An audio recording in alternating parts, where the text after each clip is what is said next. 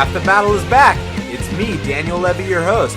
We're going to be talking to Beneil Dariush. He's taking on Rashid Magomedov this Saturday in the co-main event of UFC Mexico. You guys already know the deal with the Mexican elevation, so you know we had to catch up with Benny and see what he's been doing to address that. And then I'm joined by Ray Borg. It's been a while since we've talked to this guy. He's switched camps. He's at Jackson's now. He's taking on Louis Smolka at UFC 207. So definitely check out my conversation with Ray Borg. Then I'm joined by Italy's own Marvin Vettori, the UFC middleweight that's taken on Antonio Carlos Jr. at UFC 207. And last but not least, Fernando Gonzalez joins me. He's attempting to become the first man to defeat MVP Michael Venum Page. And man, if his style is any indication, he could very well be the first guy to do that. But first up, Beneil Dariush, here we go. And joining me now is Beneil Dariush. Beneil, welcome back to Half the Battle, man. What's going on, guys? How are you? Doing amazing. Dude, let's get right down to it. You're fighting in Mexico November 5th. What kinds of things have you done to address the elevation and altitude of a place like Mexico? Well, basically, I've trained in altitude to get ready for altitude. We've been in Mammoth training, and I'm going to head over to Mexico tomorrow. Awesome, man. And, Rashid, does this at all remind you of your fight with Michael Johnson, just in the sense that, he's a very fast striker. He's kind of small for the weight class. Even though Michael was a southpaw and Rashid's orthodox, does it at all remind you of that matchup? No, I think that stylistically they're very different. Johnson is much more aggressive, and Rashid is more of a counter striker. How do you feel about fighting Rashid, man? Because, it is a step up in competition for him. He's never fought someone like you before, but he's still a very skilled fighter. Yeah, I enjoy fighting high-level guys, so for me, it doesn't matter. Either way, I'm really excited. I think Rashid's going to be an excellent fight. Looking forward to it. Can't wait for November 5th. That's all. Definitely, man. And your last fight, you took on my good friend James Vick. And you know what? Vick was undefeated at the time. He's one of the most durable guys in the lightweight division. He's known for great footwork. He pops dudes' heads back with his straight punches. And you were able to expertly cut off the ring and counter him and finish the fight. But I got to ask you, man, when he got back up from that first knockdown and stuffed a takedown and threw a knee, were you surprised how damn tough James Vick is? I'm still surprised how tough he is. I really thought I had him finished on the first try. He's incredibly tough and such a nice guy too. I spoke to him after. I'm sure we'll fight again. From what I felt in that octagon, I have a feeling we're gonna fight again in the near future. Yeah, where does he stack up with the other guys you fought? Just in the sense of how it felt being in there with him. He felt good. He was controlling distance, and he was doing all the right things. But I had my game plan, which was cut off his footwork and look to put pressure on him early, and that's what it was, and that's what I did. Yeah, absolutely. And dude, going into that fight, I noticed in the Bruce Buffer introduction, you look so focused in there, especially compared to the fight before that. Was there something that changed after the Chiesa loss? Yeah, for sure. The loss helps you refocus and just kind of get back in there. And when I lost, I really want to get back in there. So, yeah, for sure, I definitely had a lot more focus from the loss and more motivation, I guess you can say. Now, dude, I got to ask you, how's RDA looking, man? Because, he did have the tough setback, but he's an unbelievable champion. And I got no doubts in my mind that he shows up at 100%. He can win this fight. He looks great. He's in beast mode right now. We had some our last workout together was yesterday before I see him in Mexico. Or I'm sorry, it was Saturday. We did some sprints and he's in top-notch condition. I think he might be in the best shape he's ever been. That's good to hear, man. He's been putting in work with you in that altitude? Yes, sir. Well, actually, I've been putting in work with him in altitude. He was here before me. Okay. And Master Hoffa been joining you up there? No, he had a lot of obligations back home, so we came here, but we had plans on coming here, so everything's normal. Good to hear, man. And how about Kelvin Gastelum, man? He's got the fight of his life versus Cowboy Cerrone. How's he been looking? Kelvin is amazing. I'm really surprised by his skill set. Just having him in the gym, he surprises me every time he fights. He surprises me every time he shows up to the gym. I'm really happy to have him at the gym, man. He's such a good addition. He's such a humble guy and just so focused for his age, for being so young. I didn't realize he was 3 years younger than me. I mean, I'm very impressed with him. How do you think he matches up with Cowboy? Because obviously your gym has a lot of experience fighting against Cowboy. RDA did it twice. I think Calvin is going to overwhelm him.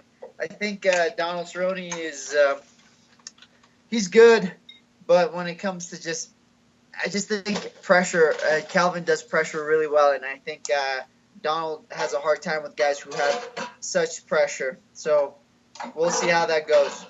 Definitely we will, man. And as far as you're concerned, man, I mean, you told me last time we spoke, your goal is to be the world champion. How far away do you think you are from that? I don't know. That was I'm in a growing process, not only physically but spiritually.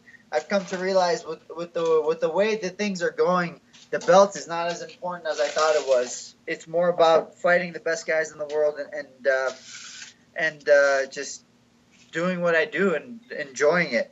At the end of the day, having the belt at this point doesn't mean much. You get title shots more based on how much tickets you sell. So I'm not too interested in the belt anymore.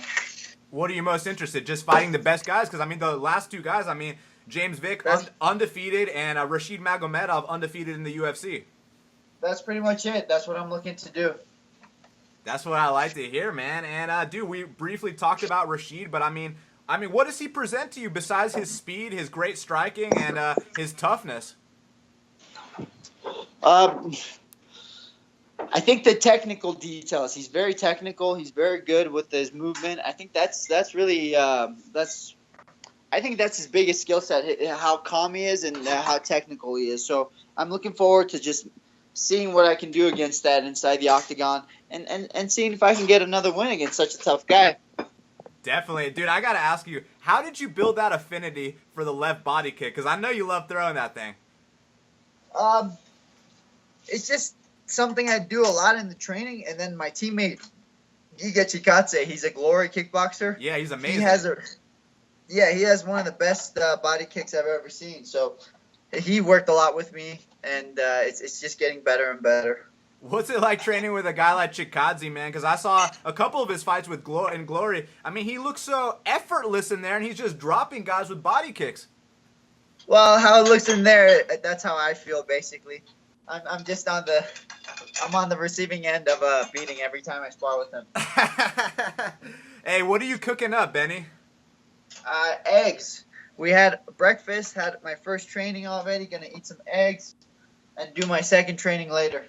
Nice, man. You excited to get down on some barg and some kebab after your fight?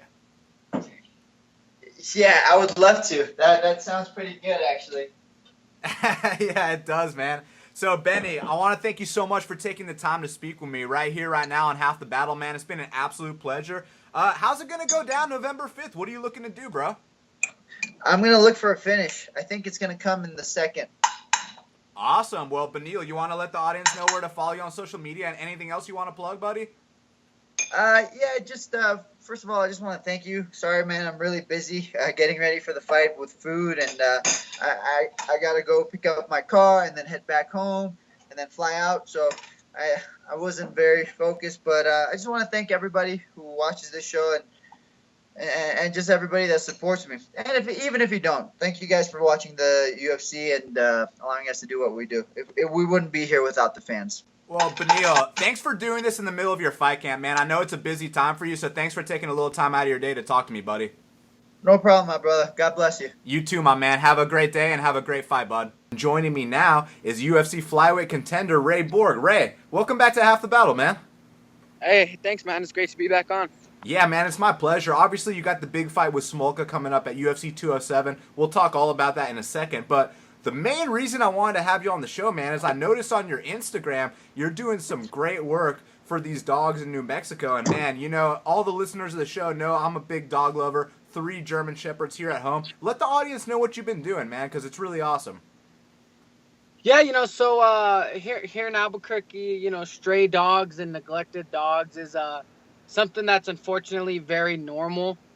It's it's seen all over Albuquerque. So the specific area that we were living in, we seen a lot of, we always see stray dogs. We always see dogs that are neglected. And just one day, me and my fiance had enough of it. So we started, every time we'd come across a dog who was neglected, who needed food, shelter, we would foster them for a little while. Try to find their owner, get see if they're microchip, trying to find their the people that own them. And almost 100% of the time they were just strays, or some of them were even just left on our doorstep. So we fostered some dogs, and just put them in the right hands and put them in a good home. Man, I know you obviously don't need any praise for that, but I want to personally commend you. I mean, what's that been like, dude? Because obviously you're changing lives, man. I mean, that's a big deal.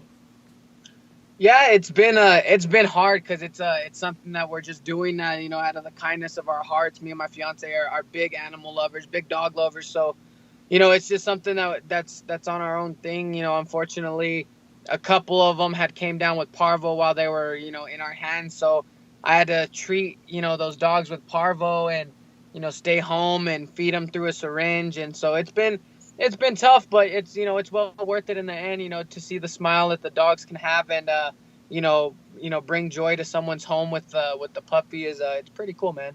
So is this just a regular thing that you've been doing now? I mean, are you planning on doing this for years to come? Yeah. I mean, we'll see how it goes. Who knows? Maybe in the future we'll end up making something of it. But for now, it's just helping a dog in need when we can. If we see a dog in need, we'll help them out, and we'll do the best that we can. Badass, man. That's what's up. So let's get down to business, dude. You're taking on Louis Smolka, UFC 207. It's been a while since we've seen you compete. Last time was your first ever loss. Now, I know people are going to say, oh, he lost to Ortiz, but listen, man, with that fight, it was one of those situations where, everyone thought you won, so it wasn't really a loss. With Scoggins, it was your first real loss because there's no debate who won that fight. So for you, what was it like taking your first real loss? Because I hear that fighters come back better, after that first L. It sucked, obviously, but I wasn't mad because I truly got what I asked for. I said in interviews before Scoggins that I wanted to be tested, and not in the cliche way where fighters want to just get the shit beat out of them and see how tough they are. I wanted to test my knowledge of the sport and test my maturity in the game to adapt to a style such as Scoggins, because his style was very different than majority of fighters. Plus, he was a big guy. So I got what I asked for. I got tested. It was a style that I had to try to overcome in the fight. Unfortunately, I didn't impose my game plan. He did more of his game plan than I did. So, I got what I asked for, and I learned a tremendous amount from that loss. So it definitely lighted a fire under me. And, I'll tell you what, I don't ever want to lose a fight like that again. Do you feel like that's one of the best things that's ever happened for your career? I think so. It's matured me a lot. It's made me understand the fight game a little bit more, especially when it comes to sticking with game plans and fighting a smart fight, but also exciting. So I think it did a lot for me in my career.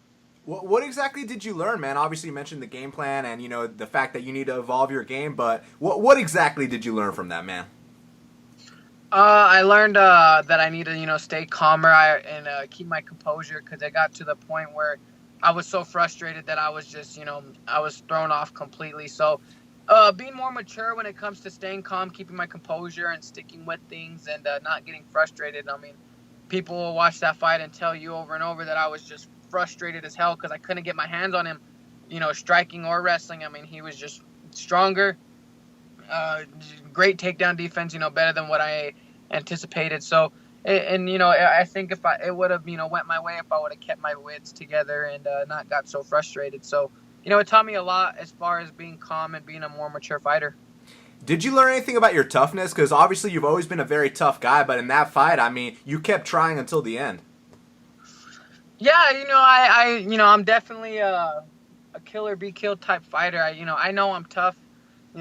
Sometimes I have to get in those types of situations for people to see that, but I don't know, man, whether I was down on the scorecards or not, whether he was going to win a decision or not, I was going to do one or two things: go for it and try to, win that fight no matter what, or, make him have to take it from me. I mean, that's my mentality. Is if most of the time, if you're gonna beat me in a fight, you're gonna have to fucking work for it. I ain't just gonna give it up like that. So, I definitely just tried to take him out throughout the whole fight. Now, it's been a while since then, man. That was back in January, I believe. I mean, have you been making big improvements in all areas of your game, or is there one specific that you made big strides in? Since February, I've definitely tried to work on everything, tried to control my eating, not blowing up in between fights.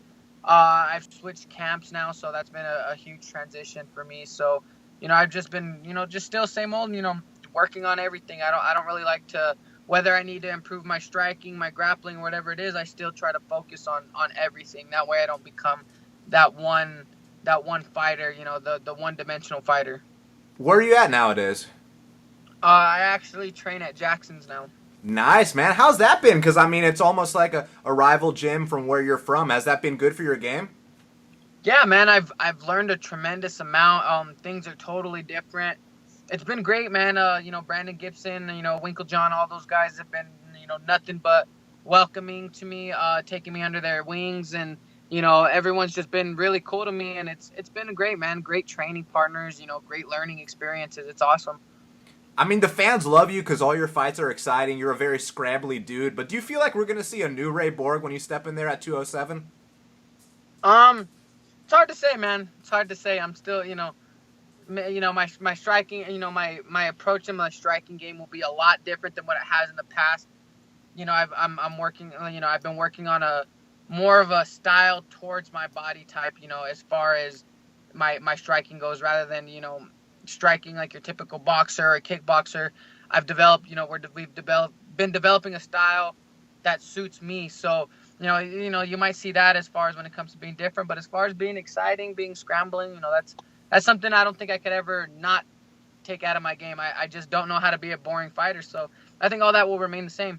That's good to hear, man. And, dude, the fans love the matchup between you and Smolka because, I mean, obviously both of you guys come to fight every single time, and we know that if this fight hits the mat, there's going to be some serious scrambles here. So, first off, what do you think about the matchup, dude? I think it's a great matchup for me. I don't think it's that great for Smolka. I mean, even though, we're both grapplers, we're both scrambly, I mean, he plays, right into my style of fighting. I mean, the tall, lengthy guys, those are actually the fights that I like the most. I mean, even though Scoggins was tall and lengthy, it was more of his style, his karate style that threw me off. And, Smolka's style is going to play right into my favor. And I think the matchup was great. I'm excited for it. When you watched Smolka's last fight, were you licking your chops? Because I know you're a guy that loves jumping for that guillotine. Yeah, that's kind of how I always seen it playing out if I fought him. And, I think it'll go the same way, possibly even, different. But I didn't watch the full fight. I just watched the finish. And the first thing that came to my mind is, things wouldn't be much different if it was me in there. And I don't think they will be. Well, that's good to hear, man. Hey, real quick, who you got between Conor McGregor and Eddie Alvarez? I don't know, man. I want Eddie to win. I can't stand Conor anymore. I used to like Conor McGregor, but I don't know if it's the hype that's got him, if he's just too high on his own hype or what it is, but he's kind of a douchebag now. So, I've always been a big Eddie Alvarez fan. He's so tough, but I kind of see Conor winning. I don't know why. I just have that gut feeling that he's going to win. So I believe Eddie Alvarez will be able to wrestle the shit out of him and, take him down. But from what it looks like, Conor's been working on his wrestling. And I don't know, my gut just tells me that Conor's going to win, even though I'd like to see him lose again. So training at Jackson's, I mean, is it a matter of now you got more bodies to work with? Is it the coaches? Is it everything? I mean, tell me about training there, man, because that's a big deal to make that change. Oh, it's everything, man. Like, you get literally almost every type of look you can think of in the MMA game all under one roof, whether you're fighting a grappler or a striker or a boxer or a wrestler, anything. You have just about every look. And not only that, man, it's some of the best coaching staff in the world. Greg is a super smart guy. Winks is excellent with, his entries with striking, and, Brandon and Frank Lester over there, they do some pretty cool shit on the mitts. So it's all great, man. That's good to hear, man. Well, dude, you, Louis Smolka, UFC 207, how's it going to go down, man? I think I'm gonna be too fast for him, too strong for him, and I'm gonna try and chase that bonus money again. And I see myself submitting him in the second round. Well, Ray, I want to thank you so much for taking the time to speak with me right here, right now, in Half the Battle. Been a pleasure, my dude. Let the audience know where they can follow you on social media. Anything you want to plug, let them know about the dogs too, where they can, contribute to that. Yeah, we've usually when we do our dog contributions, we do them on a single dog, basis. Just because we don't always have dogs in our house, it's more of when we find a dog in need. But to keep up to date on everything I'm doing in my fight life, everything I'm doing in the dog's life. Follow me on Instagram and Twitter at TazMexUFC at TazMexUFC. Awesome, Ray. Thanks again for the time. Have a great day, bro. Hey, thank you too, man. You got it, buddy. Peace out. Joining me now is UFC middleweight Marvin Vettori. Marvin, welcome to Half the Battle, man. Thank you for having me, guys. Tutto bene? Bene, tutto bene, grazie mille. Good to hear, man. You're taking on Antonio Carlos Jr., UFC 207. It's your second fight in the UFC. We all know what he wants to do. He's a Brazilian Jiu-Jitsu world champion. He wants to take you down to the ground. How do you feel about the matchup, man? Yeah, I mean, I think like Jiu-Jitsu is not MMA, so you can be very good at Jiu-Jitsu, but then the MMA grappling and the aspect of the grappling in the MMA is different. So I'm not really scared of Jiu-Jitsu. If I have to go to the ground, I'll have no problem. I'll exchange with him, and obviously I'll try to keep a stand-up. I want to knock him out standing, but just in case we go to the ground, I won't shy away. No way. I will go down and beat him up. Did you watch his fight with Daniel Kelly by chance? Oh yeah. I watched that fight. So, do you think you have more heart and spirit than Antonio Carlos Jr.? Oh yeah, absolutely, yeah. He's a guy that always gas by the end of the second round, and that's a fight that really like showed his weakness as well. Like he had his back for like 7 or 8 minutes, like almost like 4 minutes on the first round and probably like 3 or 4 minutes of the second round, and he couldn't even choke him. And then he was just like shooting takedowns, very, very sloppy. And that's I'll study him very, very well, and then once I step into the cage, I know exactly what I have to do. So yeah. Perfect, man. And your last fight against Uda, that was the first time you fought in the United States. What was that like for you? Was the jet lag a big deal? Oh yeah, it was awesome. That was my first time in Vegas, my first time fighting in Vegas, my first time fighting in the UFC.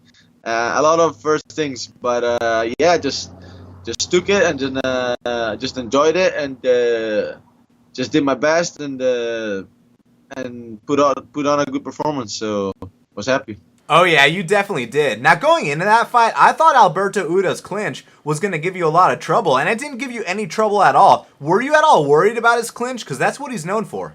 Oh yeah. I worked a lot against the clinch, but I train at Kings, and Fabricio Verdum is the king of the clinch, so I wasn't scared about clinch, to be honest. And I just work like to avoid it, and then obviously to defend in case it happens, but I wasn't really too worried. And and then I showed it. Definitely, man. Now, speaking of Fabricio, he's rematching Kane. You think he's going to finish him again this time? I think like Fabricio is like kryptonite for Kane, because Verdum is like this. If he can see that he can take your punch, he stay there and trade the whole time, and that's what they did a lot. Like everyone's talking about Kane gassing and stuff like that, but because he didn't go there in Mexico before and stuff like that. But you have to remember, like for the time that he had gas, he still got beat up. Like Fabricio beat him up even in the first, like even once he had gas, he beat him up. So I think he's gonna win again, and also he showed like Kane is very scared to go in the ground with him, and that's a big part of it, Like it's like his takedowns they're not available, because even if you take him down, then you're scared to go into the ground in the ground with him. So I think Fabricio has a very good chance. Definitely. You know what's funny about that fight? You know how everyone talks about, the altitude for Kane? Well, Fabricio fought in the exact same altitude and won the fight. You know what I mean? No one ever brings that up. Yeah. Yeah, no, they saying that Fabricio went there before, but yeah. I mean, that's what smart, a champion does, right? Yeah. So, dude, your buddy Benny is fighting this Saturday in Mexico as well. How's he looking? Oh, I actually didn't see him because I arrived here that he already left for Mexico, but I'm super pumped for him. He's one of the most hardworking guy, actually maybe the most hardworking guy in here. I love to train with him. He's well rounded. He's amazing everywhere, and I think like he will be the champ one day. So now I just have to put on another win, and I think he will for sure. What's that that Benny body kick like? Because I know he loves that body kick. Oh yeah, he's good everywhere, man. He's good everywhere. He's southpaw like me. He has good hands. Obviously, he loves the body kick like every southpaw, because he's straight to the liver. So, but his ground is awesome. Like, he's good on the bottom. He's good on top position. He's active everywhere. He's a very complete fighter. I really love to train with him, and it's very good, very, very, very, very good. When did you first start training at King's MMA? Actually, a while ago. Like, I fought. I trained here for the first time in last September or something like that. That's my fourth camp in here. Oh, okay. So when you fought Araujo, that was under Master Rafael? The one before. When I fought Jake Mason, I trained here already. Okay, so both those fights were under Master Rafael. Yeah. I was training in Italy before, but then the last period I was here, so yeah. Nice, man. And you feel like it's elevated your game to that next level? Because as far as I'm concerned, I've watched a lot of your fights, and you've gotten so much better over the years. Oh, yeah. Yeah, I mean, I keep evolving, and that's what it's all about. It's about evolving. I'm very young. I like to study the sport. I like to train with people that always bring me new stuff and new vision of the sport. So, yeah, absolutely. Every time I'll step into the octagon, you'll see me evolving. Definitely, man. And where do you feel more comfortable at? 185 pounds or 170? Because I've seen you at both. 170. I don't think I'll make it anymore. Like, 185. I think is the perfect deal. Like, I can go down pretty quick. Like, I feel explosive. I feel like getting. I arrived to the fight in good shape, and like the perfect. How can I say, like the perfect deal? Like, I still get a good size, but I also like arrive in a perfect shape. Like, I'm not too how can I say debilitate from the cut. Yeah, exactly, man. So after the Jack Mason fight, was that when you said, okay, I'm ready to fight in the UFC? Yeah, I mean, we tried. There were like some how can I say, like some rumors that after the Mason fight I could have gone to the UFC, but then that didn't happen. So I had to fight another guy, good guy, and he were just coming out from the UFC. They offered me that guy, and I said, yeah, why not, for sure. And so I fought him, and I beat him up quick, and then I signed with the UFC. How important was it for you to get that kind of experience under your belt? Because with a lot of guys, they come into the UFC and they're not ready yet. You know, their record is padded. With you, you beat UFC vets already, and then you made your debut. Yeah.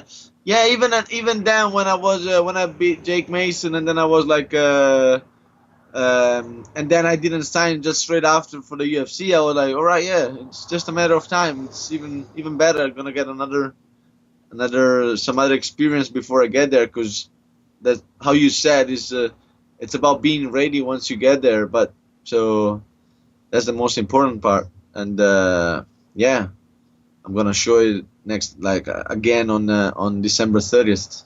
Now, I know you're in the middle of fight camp right now, but I gotta know, man, how does the American pizza compare to the Italian? American pizza. You have another question? Because it's completely different, man. It's thick. As the tomato is not that good, but it's maybe a 6. Not more than that. That's funny, man. And even the ice cream is different, because I know you know about that stracciatella, right? Yeah, but ice cream, actually, you can find a good ice cream over here, and it's easier to find ice cream than pizza, to be honest. I think. Maybe I'm wrong. I mean, that's from my opinion. Yeah, it depends where you go, but I think you're right about that, man, because when I was in Italy, I mean, the pizza is just unbelievable. You have to find certain places here in the States to replicate what it's like in Italy, but nothing will ever replicate Italy. You know? Absolutely. That's what I always say is, like, everywhere you can find good places, but it's about like the average. Like, let's say in Italy, like 80% of the time you step into a restaurant, you ask for a pizza and you get a good pizza. In here, it's just like you have to go in the right place. You know that one of the only few places that make good pizza, so then you go there. But if you step into a normal restaurant and you ask for a pizza, you better not ask for a pizza. Yeah, exactly. So, dude, you're a young guy. I mean, how old were you when you started fighting?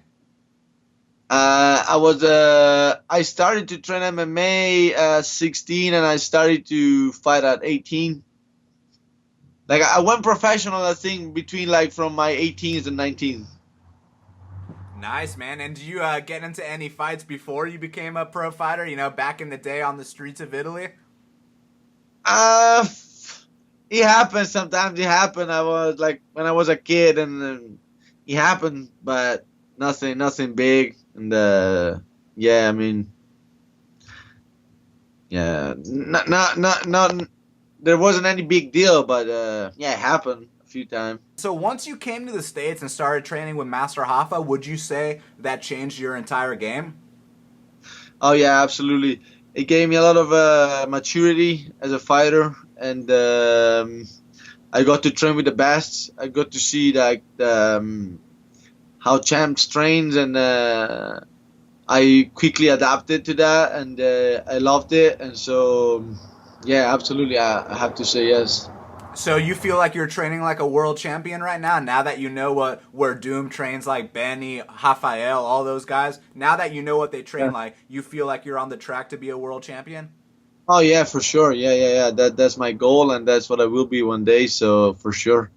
Awesome. And, dude, what's it like being the guy that's carrying the torch for Italy? Because, you know, back in the day, Alessio Sakara was representing, but now it's you, man.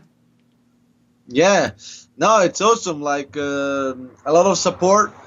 Even last time, the week of the fight, I didn't expect all this support, and this time will be the same, even more maybe. So now it's very good energy, and last time I've been able to bring the energy in the right way, and I'm sure this time I'll do it too, and it will help me a lot. Like, to have all Italy behind me, it will be a big thing for me. Who are some other guys from Italy that I need to look out for? Obviously, there's yourself, but I'm sure there's a whole new generation coming that's going to be big in the States soon. Yeah, there is this other guy from Italy that is in the UFC, from Rome. His name Alessio Di Chirico. Oh, and yeah, he's awesome. He's awesome, yeah. Yeah. And then there is another guy that is fighting actually tonight, I think. He's fighting with a UFC veteran, Goran Relic. This opponent, my friend name is Mattias Chiavolin. He's coming up now. I hope, like, once he get this win, maybe UFC is gonna look up for him. and he's the guy that beat Jason Miller the last time. Yep. And yeah, I mean, there is some other guys that's coming up. Like the MMA movement in Italy is getting bigger and bigger, and that's very good. Like soon there will be some good fighters. Yeah, and you mentioned Alessio Di Chirico. I'm really glad you brought him up. Are you guys friends, or he's just another Italian fighting in the UFC? To be honest, I don't have any issue with him. Like I think we talked once. I think one show like 2-3 years ago we were in the same show, and we fought in the same show. Actually, then, like on the day of the fight, he couldn't make it. I don't remember why, but anyway, we were there together and we talked for a second, and we didn't have any. I don't have any issue with him. The only problem I had that I had was with his coach. A few times he mentioned me for like stupid reasons, and so I don't really get well with him. But unless than that, me and Alessio Di Chirico don't have any problem. Absolutely. I know it's in my division, so before or later it can happen that I will fight him. But unless than that, it's not like nothing personal. That's it. Yeah. Well, that's good, but who knows? Maybe down the line, you and Di Chirico can headline the event in Italy when it happens. You know what I mean? Yeah, for sure. I'll be more than happy. So, dude, you, Antonio Carlos Jr., UFC 207, how's it going to go down, man? I think it's going to be a second round knockout. And, yeah, even though I can't finish him, I'll beat him every second of the round for 3 rounds, and I'll get the decision win. So, yeah, no, I'm very confident, but at the same time, I'll work harder than ever. I'll be there on the best shape that I've ever been. And so, yeah, looking forward to that. Well, Marvin, I want to thank you so much for taking the time to speak with me right here, right now, on Half the Battle. It's been a pleasure, man. Let the audience know where they can follow you on social media and anything else you want to plug, man. Yeah, so they can find me in Facebook on Marvin Vettori, Instagram also Marvin Vettori, and Twitter also Marvin Vettori. I made them all together the same, so it's easy to find me. And yeah, thank you for having me, and yeah, see you soon. Thank you. Grazie. Prego, grazie mille. All right, buddy. Ciao. Have a good one, man. Thank you. Bye-bye. Joining me now is Fernando Gonzalez. Fernando, welcome to Half the Battle, man. Hey, thanks for having me. I'm very grateful, man. Thanks. Oh, you got it, bro. It's my pleasure. And obviously, you're taking on MVP. And, man, how do you feel about it? Because it seems like you're the kind of guy that can give him a lot of problems. Because I know you saw his fight with Nashawn Burrell. I mean, and that was the closest MVP fight there's ever been. But all these other guys come into the fight, they're defeated before it even starts. You're not that kind of guy. So how do you feel, man? To be honest, I feel Nashawn Burrell beat him. The only difference between that and what I might do to him is I'm going to throw a lot more. I'm going to hit him a lot more, so it's more decisive. That's the only thing that I see that kept Nashawn Burrell from beating him, was that he wasn't as active on the ground. But the way they score fights, he really should have won that fight. He had so many takedowns in that fight, and I think he won. But, you know, obviously MVP's the hype guy, the one that they want to win, so I think that's why he ended up getting that victory. What do you think about MVP just in terms of watching him? Because, I mean, it's really fun to watch as a fan, but at the same time, he isn't fighting guys that aren't scared of him like yourself. I think he's just been taking easy fights, so it allows him to be confident and dancing around in there, playing around. So yeah, I think even with his last fight with Cyborg, he limited that a lot because of the potential that he might get dropped by Cyborg. He got taken down easy in the first round, and I thought he lost that first round. Same kind of thing, though. He didn't really stay as busy, but he controlled 3 minutes of that round. So I feel Cyborg beat him in that round, and he came out conservative that second round. So I think with me, it's not going to be the same. He's going to come out there a little bit more not so dancy. Is it a matter of getting in his face and making him fight? It's, you know, my style's back and forth, whatever. I like playing whatever he gives me, is really what I like to work with. He's a long fighter, so I can't just be chasing him. It's easy for him to counter. So there's a lot of movement that's going to have to take place in this fight. And to be honest, the way his style is, I think I could catch him pretty early on. So it's one of those things, if he underestimated me, it's going to end early. If he didn't, I think I'll beat him in the second round, like I said before. You been training with any unorthodox guys to emulate his style at all? I do. We got a lot of guys here at Team Quest, Dan Henderson's gym, different styles from all over the world. We get guys coming through here. But, one of the things that guys don't really know about me, I trained with Master Bob Chaney, whose main style was karate and taekwondo and all that stuff, and then got into Muay Thai. That's a legend in his day, and I was able to train with him for many years. So a lot of the stuff that Page does, I've seen before, and I've actually got to work and fight against it before. So they didn't know that, but now they do, obviously, if they see this. But I think it's going to make the difference in how other people have approached the fight with them and how I'm going to finish him. Definitely. And what do you attribute your recent success to, man? Because ever since you joined Bellator, you've been killing it. Is it a matter of, back in the day you were one of those guys that would take any fight, now your maturity is catching up and you're getting all these victories? One of the biggest things I think has been the time, just how they've been giving easy fights to Michael Page, because when I say easy, it's not that the opponent isn't good, is they're giving them 3 weeks, 4 weeks notice to prepare for a fight against somebody that's really good, who's got 8 weeks of training. So it's not very fair in a sense where they're kind of gift wrapping a fighter for him, even if it has a tough name behind it. Like Cyborg, they gave him 4 weeks to get ready for the fight, and 4 weeks before that, the man was knocked out twice in the fight. He fought Syed Awad. He got TKO'd, woken up, and TKO'd again. So I don't think that was an actual legitimate threat to him, because he went in there knowing I touch his chin, he's probably going to go to sleep. So I don't think he was really that nervous until he got taken down in that first round.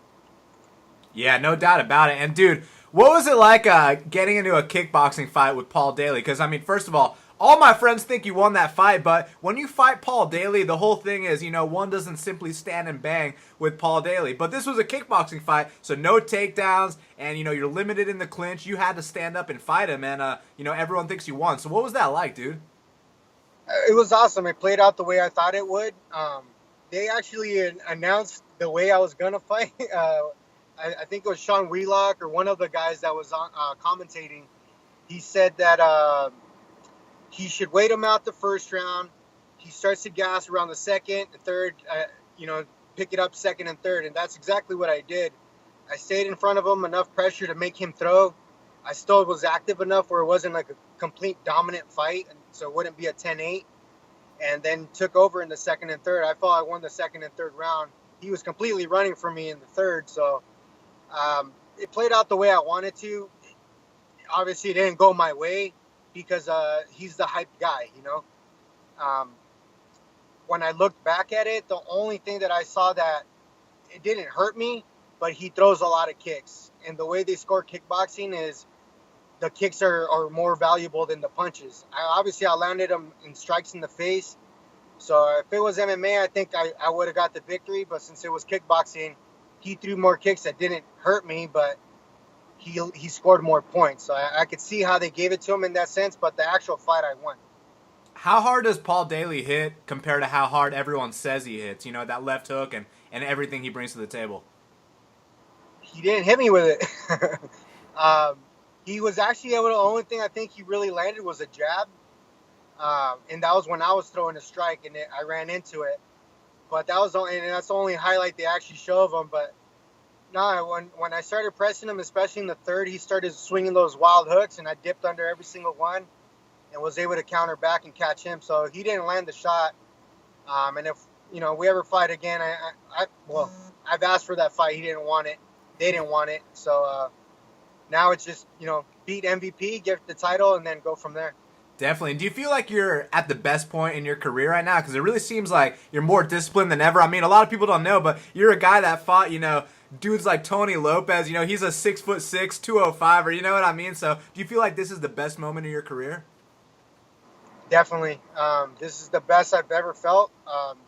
And going back to one of the questions you asked me before, the biggest change in my career is when I started taking over my training camps, making sure I'm coming up with a game plan. Most fighters, they leave it up to the coaches and stuff, but I'm one of the coaches. I'm one of the coaches in the gym, and after a while, it's like there's certain things that other coaches wanted me to do that didn't really fit with my style, and we kind of sat back and sat down and had a conversation, and I said, listen, I know I can do a lot better, but I can't do it the way you guys want me to do. I have to fight the way I want, the way I know how. And my fighting is pressure. I like to pressure guys. I like to break them mentally. I know I'm going to take damage in the process because that's what my trainers try to avoid, for me to take damage, minimum damage. But in that, you waste a lot of energy trying to bounce around, move around, and not to get hit. And that's not my style. I don't mind getting hit just as long as I can hurt you.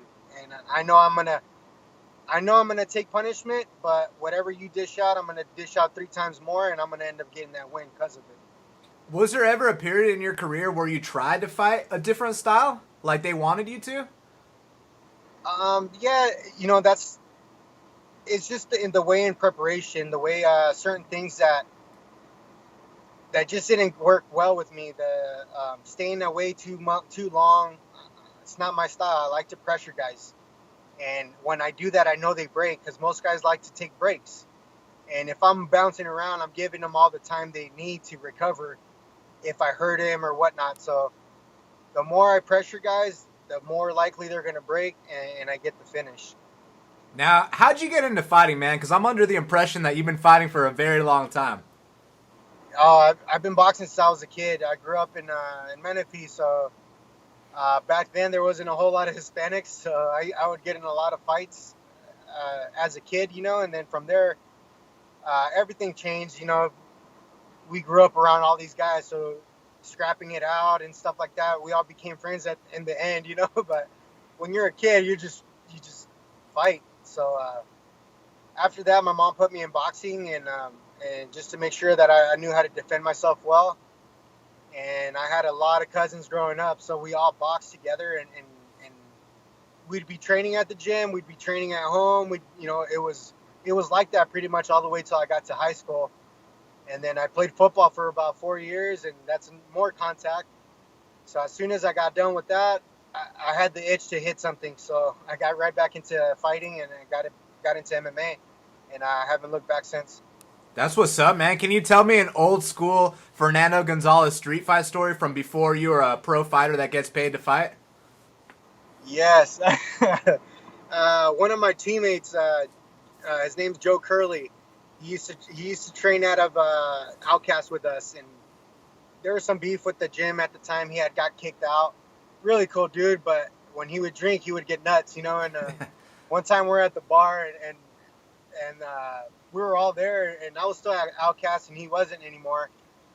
And he's beating up on some dude on the dance floor, and they're walking him out.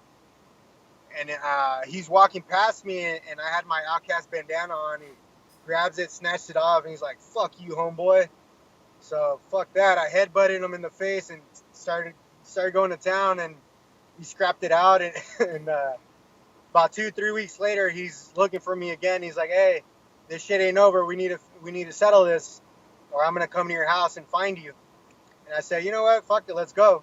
We went outside, and it was the most technical street fight I've ever been in my life. I come out, I kick him in the head. He double legs me. He wobbles a little bit off the kick, shoots in, takes me down, starts headbutting me in the face. And I'm, dipping my head. So now he's hitting the top of my head, and he's doing more damage to himself than me.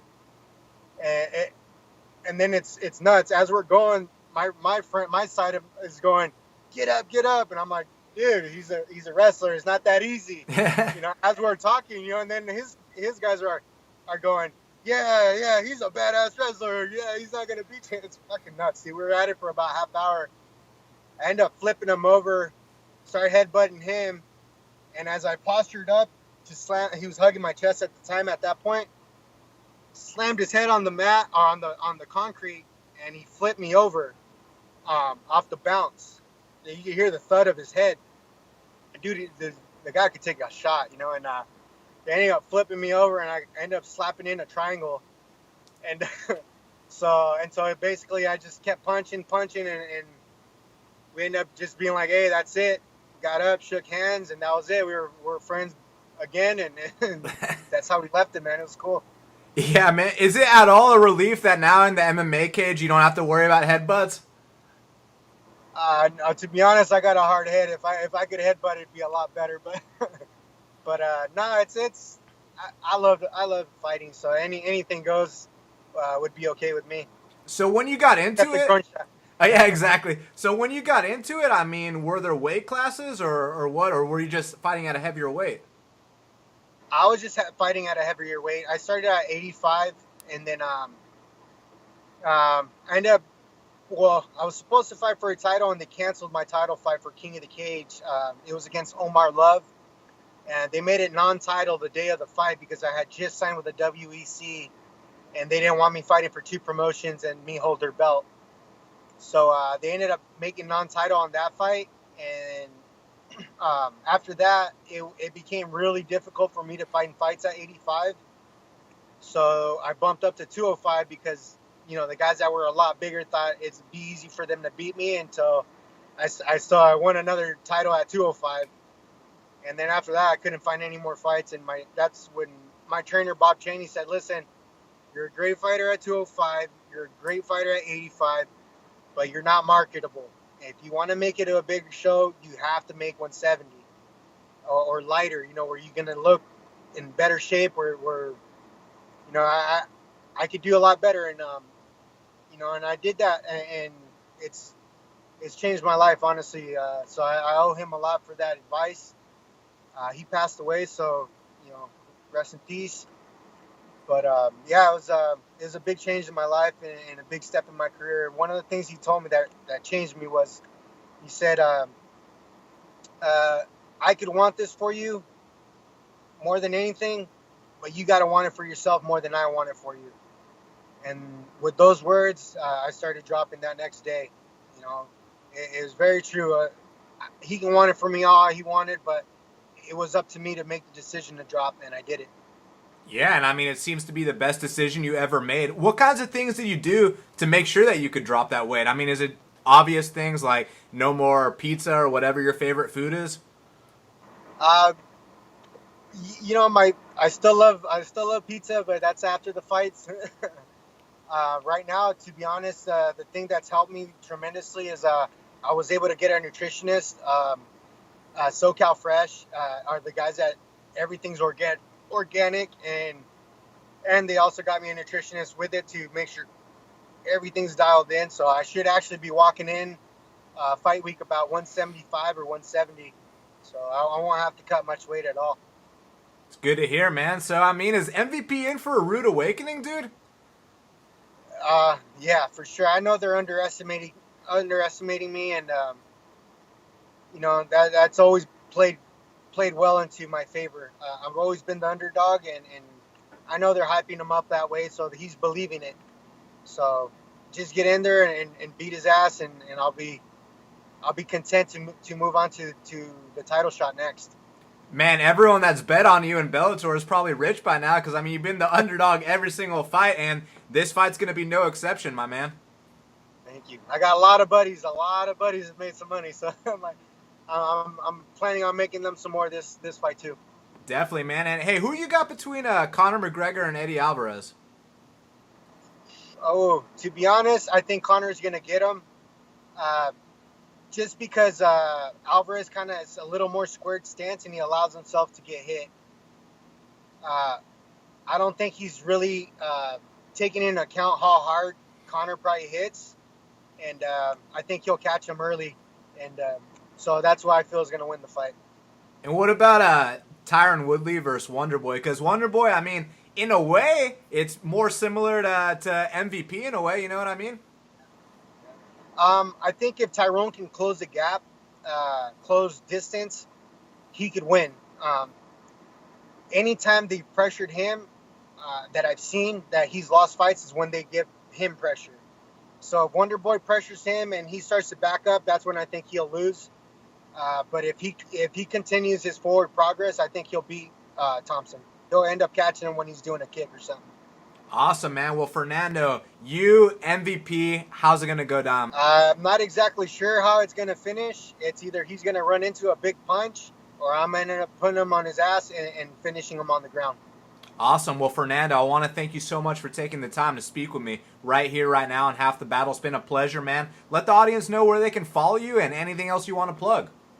You can follow me at Menifee Maniac on either Facebook or Twitter, Instagram. It's all the same, Menifee Maniac.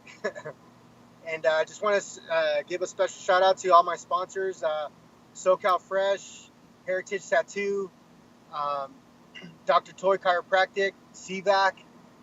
CVAC, my God, damn, those guys have helped me tremendously for this camp. My conditioning is going to be off the charts on this fight for sure. You guys are going to see the difference. So they've helped me tremendously on this. And yeah, if I'm missing anybody, then our Nutrition Zone, you know, just all the people that have gotten behind me, 2XL Inc.